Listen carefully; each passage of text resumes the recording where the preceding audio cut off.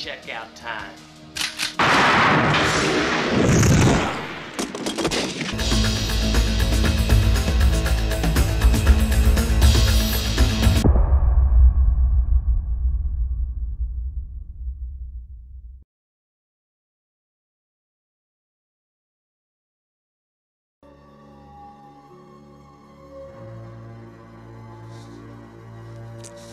Une nuit, Caleb, un jeune fermier de l'Oklahoma, un cow-boy, rencontre la belle May.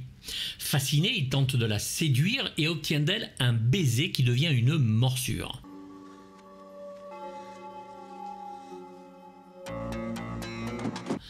Ce contact va entraîner de suite un Caleb dans le monde des compagnons de May, des vampires. Il devra apprendre à tuer pour s'abreuver du sang de ses victimes.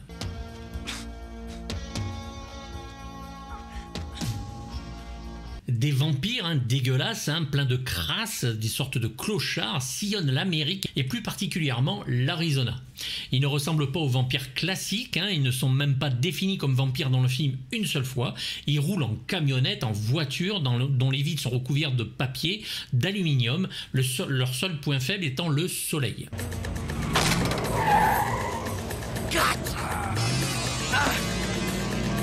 Alors ici, pas d'ail, pas de croix, pas de miroir, pas de costume en taffetas, pas de dents non plus. Ici, on tranche les gorges avec les dents ou des éperons et on se sert à la pinte. So good. Do it fast. All right. Good times roll. Les Santiago, les ceintures, les blousons de cuir et les longs manteaux accompagnent le look et les dégaines et leurs cheveux sales les personnages. Ils sont 5. Nous avons May qui séduit les beaux gars. Nous avons Jesse et Diamondback, le couple qui dirige. Séverine, le fou sadique. Et Homer, pauvre garçon enfermé dans un corps d'enfant depuis trop longtemps et qui, lui, a la mentalité d'un adulte. Have any idea what it's like to be a big man on the inside and have a small body on the outside? You have any idea what it's like to hear about it every night? Drogués carrément au sang, puisque c'est vital pour eux, ils errent à la recherche de leur prochaine victime, mais le choix de May que se fera sur Caleb et leur destin jusque-là caché au monde va voler en éclats. I'm Jesse Hooker. I believe you already met May. Alors novembre 1988, soit près d'un an après que les États-Unis découvrent le film, la surprise pour nous est totale en France. Non seulement on va découvrir le renouveau du mythe du vampire, que Vampire, vous avez dit Vampire et Génération Perdue avait déjà commencé, mais avec plus d'humour et plus de classicisme, on va dire, sur les vampires et leurs problèmes, miroir, croix et tout ça. Diamondback. I'm your worst fucking nightmare. Severin. Mais l'ultra-violence de ce Near-Dark crépusculaire, série B novatrice et burnée, il faut pas l'oublier, est réalisée par une femme au talent indéniable et à la beauté frappante, ce qui n'a rien à voir, je vous l'accorde, mais j'avais envie de le dire, et qui sera récompensée par la suite par un Oscar sur Des mineurs en 2010, Catherine Bigelow. And I'm Homer. That's H-O-M-E-R. Alors vous prenez un plan violent d'un film de Sam Peckinpah, vous mettez des vampires enfermés dans une maison cernée par les flics.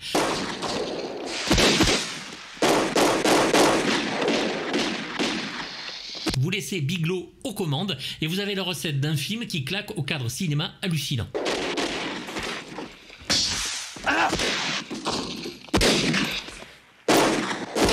Mythe actualisé comme tant d'autres avant, Catherine Bigelow et le génial scénariste de Hitcher, Eric Red, vont prendre ce mythe, donc celui du vampire, et en faire quelque chose de contemporain, pas urbain mais vraiment contemporain, western, où les monstres d'antan reviennent à l'écran, plausible, moderne, où l'arrachage de gorge à pleines dents rend les morsures de Dracula à des caresses de pétales de rose.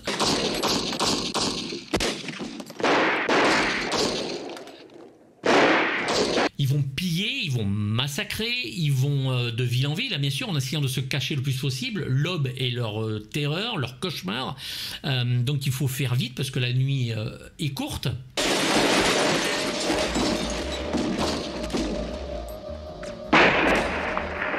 Il ne ressemble à rien si ce n'est donc des clochards, ces buveurs de sang. Et c'est cette fuite qui va rendre à nos yeux ces monstres des plus sympathiques, alors qu'on ne devrait pas. On les aime, on apprécie leur vie, ils fascinent comme tous les vampires et ils nous envoûtent malgré leur cruauté. Ils essaient de survivre dans un monde qu'ils ne comprennent plus et c'est là que la compassion à leur égard va nous toucher, nous faire vibrer, nous envoûter.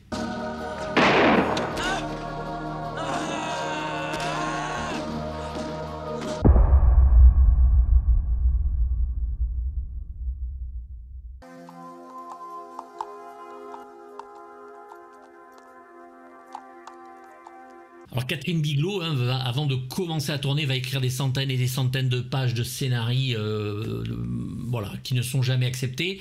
Elle est prête à jeter l'éponge quand Walter Hill, un ami à elle, le réalisateur de 48 heures, va la soutenir, va lui proposer des petits boulots. Elle va rencontrer Eric Red dans un restaurant et ils vont parler de leurs scénarios respectifs.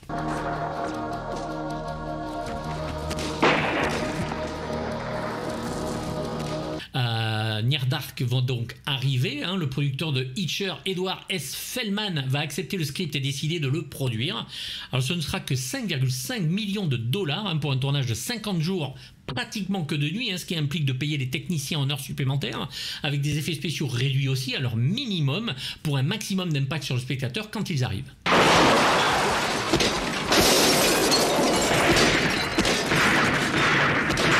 Aux frontières de l'aube est bien sûr un film hybride, mélangeant western, horreur, mythe gothique contemporain, un film de la culture trash, autant que du classicisme hollywoodien, dans le sable et la poussière, parce que Pressman lui-même s'attendait à avoir un petit film mal foutu, et est vraiment étonné par la qualité des images que Bigelow réalise.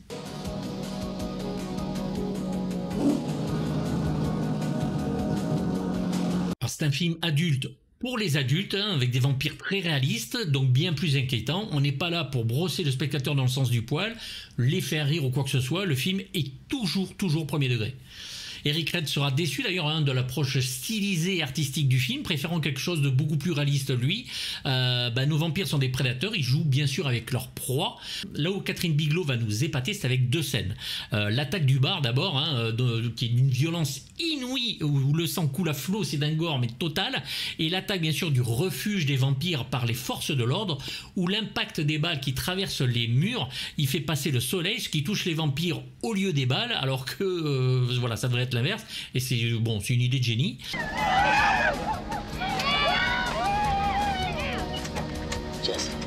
Ici, la violence des vampires y est traitée et reflétée comme celle des gangs ou des psychopathes, parce que ce sont des vampires qui sont 100% américains, donc ils n'ont rien d'européen, contrairement à leur homologue Dracula, et donc du coup c'est vraiment une violence, on va dire, très contemporaine et très américaine.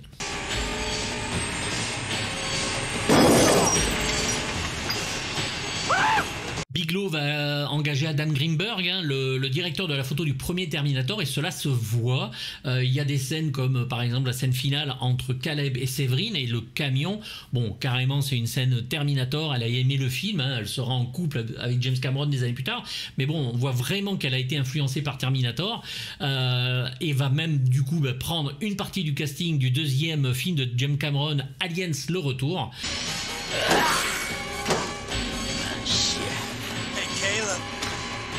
Et ce n'est pas plus mal parce que les acteurs sont juste démentiels. Eric Red et Catherine Bigelow retravailleront ensemble sur le thriller Blue Steel avec Jamie Lee Curtis, un bon petit film, un bon petit polar dont je reparlerai. Bigelow, elle, va réaliser plusieurs grands films, dont Point Break, Strange Days produit par Cameron, K-19, un peu plus moyen, Le Démineur qui lui offrira son premier Oscar, ou Zero Dark Thirty.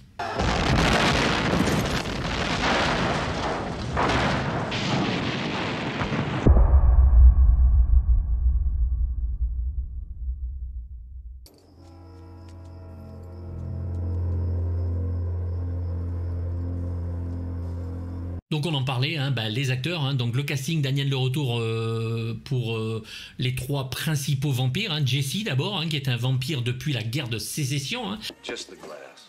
Just the glass? The glass. He's shaking all over.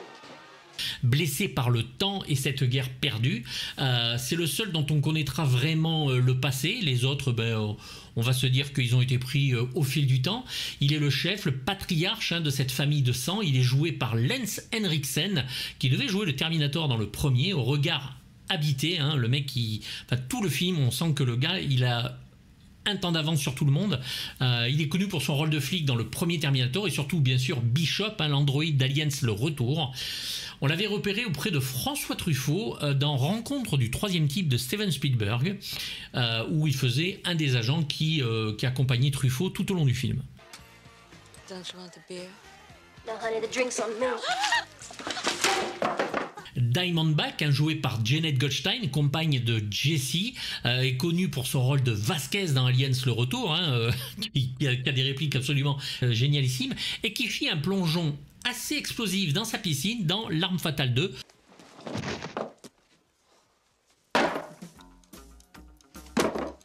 Elle joue aussi la mère adoptive de John Connor dans Terminator 2. It's finger licking good. Hey Jess, I got smell like a dead polecat. Alors Séverine, jouée par le grand Bill Paxton qui nous a quittés malheureusement, le Hudson d'Aliens le Retour, le punk de Terminator, Jerry dans Predator 2, ou Brock dans Titanic aussi. Il sera, comme cela m'a été rappelé dans tous les commentaires à chaque fois que j'en parle lors de ma vidéo sur Terminator, le seul acteur à avoir été tué par un Predator, un Alien et un Terminator, comme Lance Henriksen d'ailleurs.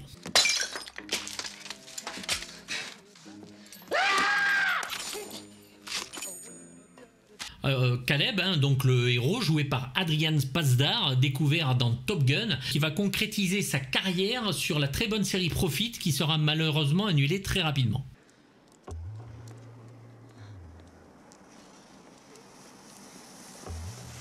Homer, donc ce jeune gamin joué par Joshua John Miller, un personnage plus dramatique quelque part, puisque c'est un homme coincé dans un corps d'enfant. Il fume des clopes par paquet de 12, il se trimballe avec pistolet 38, il joue aux cartes, il n'a pas le droit à l'amour ni au sexe à cause de son âge. Il cherche désespérément une compagne et son choix n'aidera pas sa famille à s'en sortir.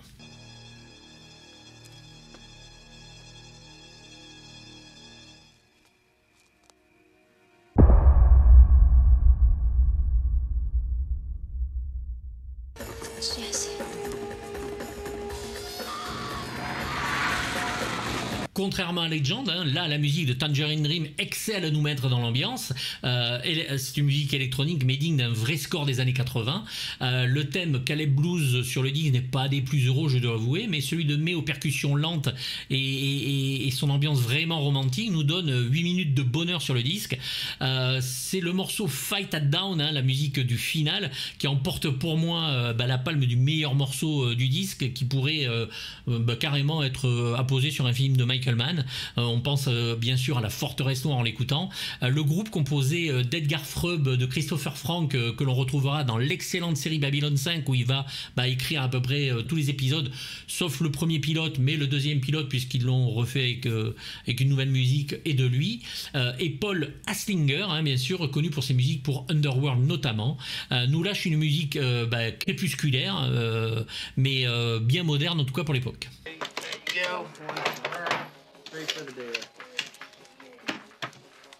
Near Dark, donc aux frontières de l'aube, va remporter la Licorne d'Or au Festival international de Paris du film fantastique et de science-fiction, ainsi que le prix de la meilleure actrice pour Jenny Wright.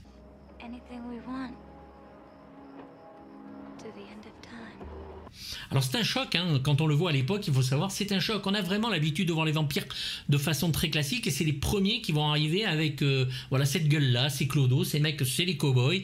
Ils ont des longs manteaux, ils ont des blousons de cuir, ils tuent, ils s'enversent des bons verres, des pintes de bière, on va dire. You're not gonna look so good with your face ripped off. Ben voilà, 7 sur 6. Qu'est-ce que je vous dis, 7 sur 6. Alors le film a un peu vieilli. C'est vrai qu'en le revoyant, bon, il y a les petits trucages des flammes sur les corps et tout ça, c'est pas génial. Mais bon, faut rester aussi l'esprit ouvert, l'empathie, le plaisir qu'on a à voir ces images-là, c'est assez rare. Donc bien sûr, 7 sur 6, chef-d'œuvre. Catherine Bigelow, pour moi, réussit son pari et je lui dis bravo. Il y a même s'il y a des petites ressemblances, la photo est magnifique et le film est génial. J'espère que vous êtes d'accord, j'espère que vous l'avez vu. En tout cas, si vous l'avez pas vu, découvrez-le. Je vais pas essayer de mettre trop d'images qui vous spoilent le film, mais découvrez-le franchement. Abonnez-vous si vous pouvez et puis je vous dis à très bientôt. On a du gros lourd qui arrive.